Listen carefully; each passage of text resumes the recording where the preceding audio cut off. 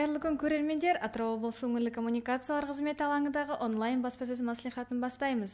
Бүгін алаңымызда мемлекеттік қордан берілетін тұрғын үйлерге қатысты мәліметтер туралы сөз етілетін болады. Спикермен таныс болыңыздар. Қалалық тұрғын үй коммуналдық шаруашылығы жолаушылар көлігі және автокөлік жолдары бөлімінің сектор меңгерушісі Жолдиев Рафхат Ілесұлы, алаңымызға қош келдіңіз. Сөз кезегі өзіңізде. Рахмет, қайырлы күн, құрметті осы тікелей эфирге қатысушылар. Енді бүгінгі күні осы мемлекеттік тұрғын үй қорынан берілетін тұрғын үйлердің мәселесі бойынша сөз ететін боламыз. Атырау қаласы бойынша тұрғын үй кезегінде бүгінгі күнде 21.532 адам тіркелген. Оның ішінде бөлек-бөлек айта кететін болсақ, жетім балалар, ата-анасының қамқорлығынсыз қалған балалар 1141, халықтың әлеуметтік жағынан әлсіз топтары 6121, көпбалалы отбасылар 2051, мемлекеттік қызметшілер және бюджеттік мекеме қызметкерлері 12059 адам, жалғыз тұрғын үй апатты деп танылған азаматтардың саны 160 адам болып танылады. Енді былтырғы жылы біз кезекте тұрған осы азаматтарға 246 пәтерді бөліп бердік. Биылғы жылы осы сәуір айына дейін 257 пәтерді кезекте тұрған азаматтарға бөліп бердік. Енді бұл беріліп атқан пәтерлердің барлығы Нұрлы жер бағдарламасы бойынша беріліп атқан пәтерлер. Нұрлы жер бағдарламасының тағы бір бөлігі бақытты отбасы бағдарламасы былтырғы жылдан бастап басталды. Былтырғы жылы біз осы бақытты отбасы бағдарламасымен 72 адамды тұрғын үймен қамтамасыз еттік. Тұрғын үй жинақ банкісі арқылы. Биылғы жылы осы 17-15 наурыздан басталды, бірақ елімізде төтенше жағдай жариялануына байланысты уақытша тоқтатылды. Бірақ сол 2 күннің ішінде біз 118 азаматтан кезекте тұрған өтініштерін қабылдап, банкке жолдамаларын бердік. Бүгінгі күнде 3 адам сол жолдамамен банкіден өтіп, несие алуға уже расталды. Енді қысқаша айта кететін болсақ осы. Берген мәліметіңізге рахмет. Келесі сұрақ жауап бөліміне көшейік. Жалпы өткен жылдан бері қанша тұрғын үй берілді? 2019 жыл айтып кеткенде 246 пәтер бет. Енді 2019 жылдан бастап бізде заң тұрғын үй қатынастары туралы заңына өзгерістер енгізіліп, көп балалы аналы отбасылардың кезегі бөлек шығарылды. Соған байланысты былтырдан бастап, 2019 жылдан бастап, осы көп балалы аналардың кезегінде тұрған отбасыларға арнайы үй салына бастады, Нұрлы жер бағдарламасы бойынша. Сол былтырға берілген үйлердің басым көпшілігі, нақты айта кететін болсақ, 173 пәтер осы көп балаларға берілді. Биылғы жылда осы 89 пәтер көп балаларға берді. Алдағы уақытта үйлердің пайдалануға берілуіне байланысты біз кезектілігіне сәйкес пәтерді беріп отыратын боламыз. Жауабыңызға рахмет. Келесі сұрақ, тұрғын үй кезегін қазіргі таңда бақылау қалай жүзеге асырылып жатыр? Тұрғын үй кезегі бізде 2019 жылы Housing Atырау.gov.kz сайт арқылы жүргізілдік. Биылғы жылы республика бойынша жаңа бағдарлама енгізіліп жатыр. Ендігі кезекте тұрғындар Қазақстан Республикасының электрондық порталы e-gov сайт арқылы өзінің электрондық цифрлық қолтаңбасы арқылы бақылап отыра алады. Күнделікті өзінің кезегінің жылжып жатқандығын, қандай адамға жылжып жатыр, соның барлығын e-gov сайт арқылы біліп отырады. Жауабыңызға рахмет. Яғни Housing Atырау.gov.kz сайты толықтай жұмысын тоқтатты деп айта аламыз ба? Толықтай жұмысын тоқтатты. Ондағы мәліметтер қазір уақытта дұрыс емес. Барлық дұрыс мәліметтің барлығы e-gov сайтына түсіп отыр. Жауабыңызға рахмет. Келесі сұрақ, баспана беруде қай санаттағыларға басымдылық беріледі? Баспана беруде былтырғы жылдан 2019 жылдан бастап заңға өзгеріс енгізілді. Тұрғын үй қатынастары туралы заңына өзгеріс енгізілуіне байланысты көп балалар отбасылары бөлек шығарылды деп айтып өттім. Сол осы көп балалы кезегінде тұрған, көп балалы отбасылар кезегінде тұрған кезегіндегі азаматтарға басымдық беріліп отыр.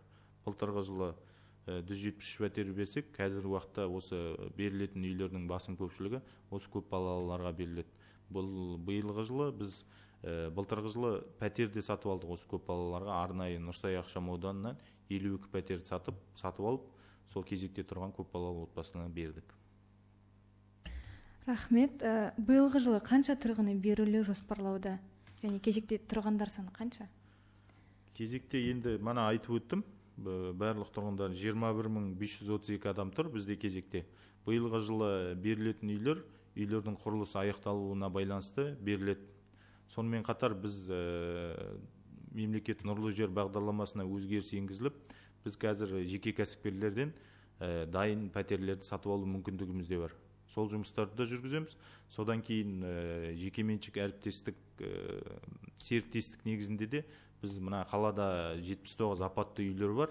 Апатты үйлердің орнына сол үйдегі адамдарды уақытша көшіріп, сол жерге үй салып, сол жерден үй беріп, сол үйлерді сатып алуда жұмыстарын қазір қарастырып жатырмыз.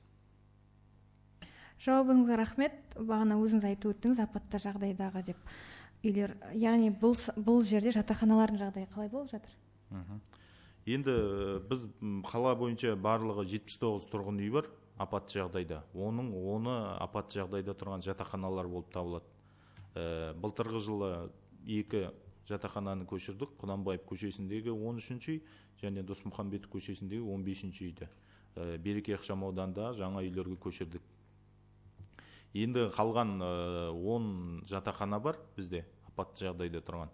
Соларды қазір біз үйлердің осы жуық арада тапсыру көзделіп отыр. Сол үйлердің тапсырылуына байланысты біз көшіру жұмыстарын жүргіземіз. Сонымен қатар мана жекеменшік әріптестік, серіктестік негізінде де ГЧП деп айтамыз біз. Жекеменшік кәсіпкерлер бізге көптеп келіп жатыр қазір уақытта. Апатты жағдайда тұрған үйлердің орнына үй салып, сол үйден тұрғындарға үй беру мәселесінде біз мемлекеттен қаражат шығармайық, сол жекеменшік кәсіпкерлермен келіссөздер жүргізіп, сол үйлердің санын азайту мақсатында сондай жұмыстарды жүргізіп жатырмыз қазір уақытта. Жауабыңызға рахмет. Келесі сұраққа көшсек, сатып алу құқығынсыз үйлерді үй иесі қандай жағдайда өз атағына аудара алады, немесе мүлдем болмайды ма? Енді нұрлы жер бағдарламасы бойынша 2018 жылдан бастап аз қамтылған отбасыларға сатып алу құқығынсыз берілетін пәтерлер болып табылады, кезектілікке сәйкес. Біз бұл жұмыстарды 2018 жылдан бастап Береке ықшам ауданынан бастадық.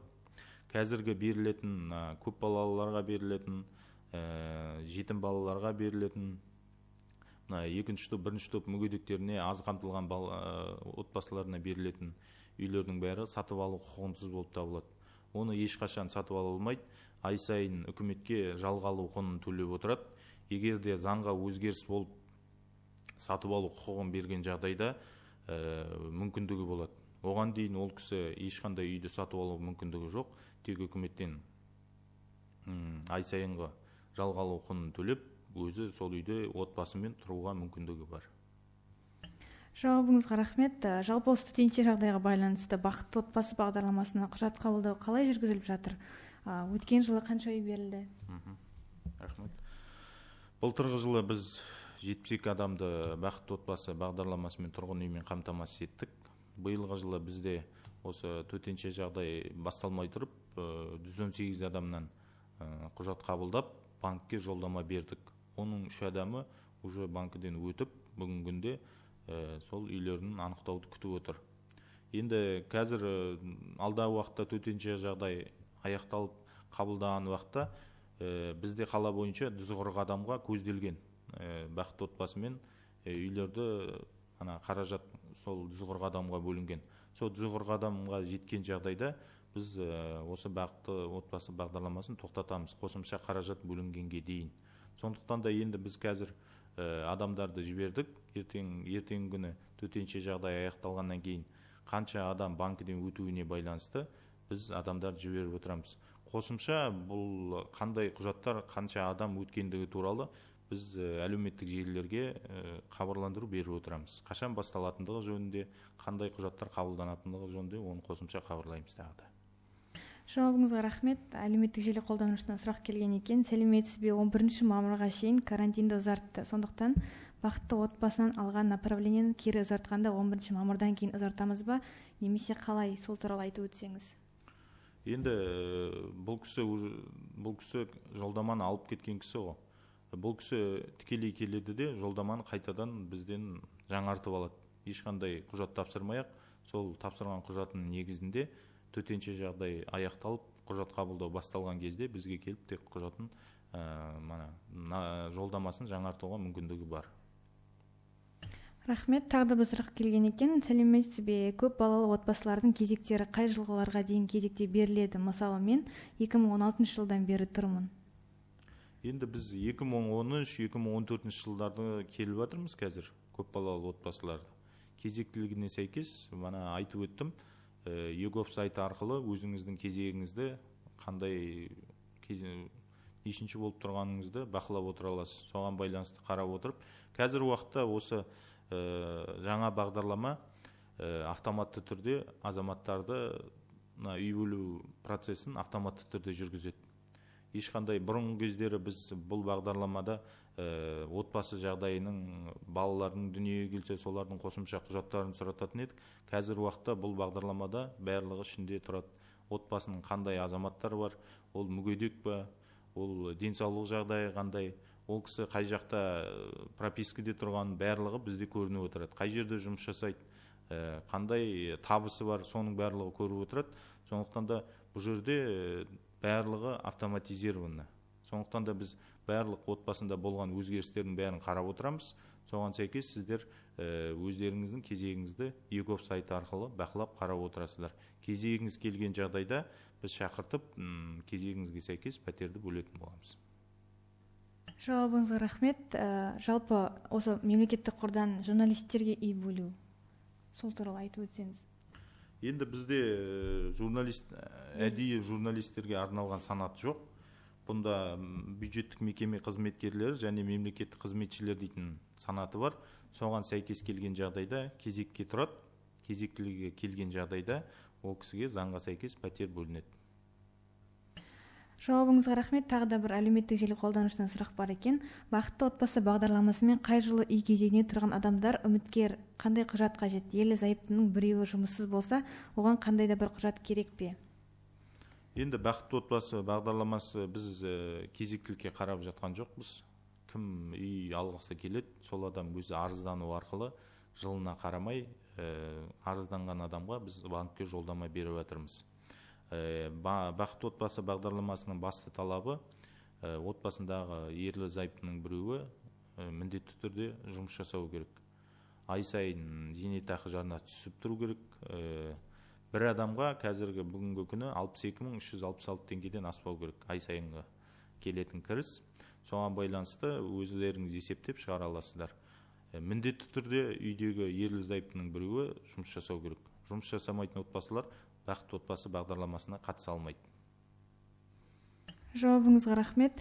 Жалпы осы алдағы уақытта тұрғын үй құрылысын күтпей кезектілікті жылжыту мақсатында үй сатып алу жоспарда бар ма?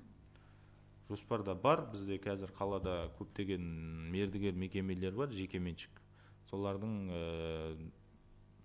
бағасына байланысты біз енді мемлекеттен былтырғы жыл 180 мың теңге, бір шаршы метріне 180 мың теңгеден сатып алуға мүмкіндік болды.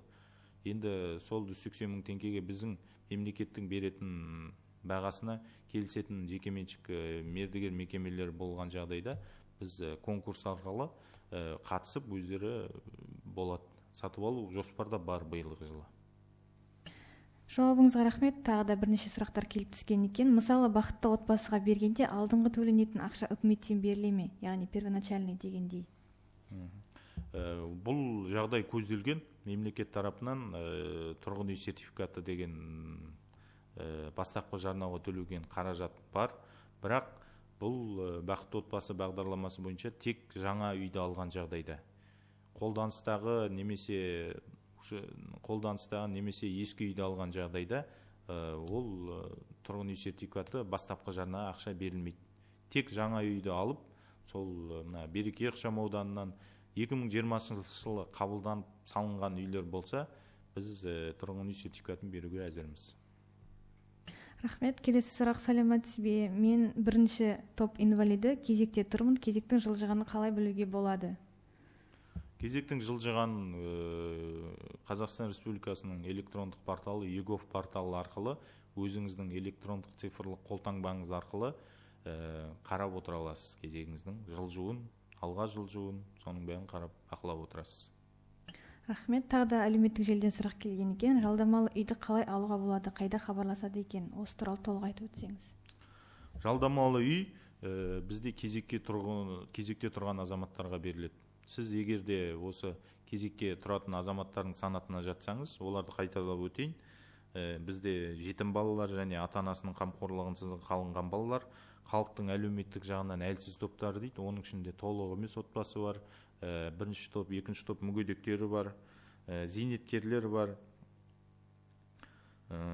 Сонымен қатар көп балалы отбасы болсаңыз, және мемлекеттік қызметші болсаңыз, және жалғыз тұрғын үйіңіз апатты болған жағдайда осы кезекке тұрып, кезектілігіңіз бойынша пәтермен қамтамасыз етілуге мүмкіндігіңіз болады.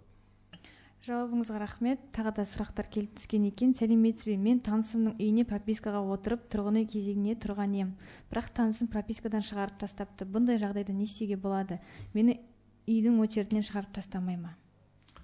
Енді бізде қазір жаңа жүйеде барлық кезекте тұрған азаматтың барлық мәліметі көрініп отырады.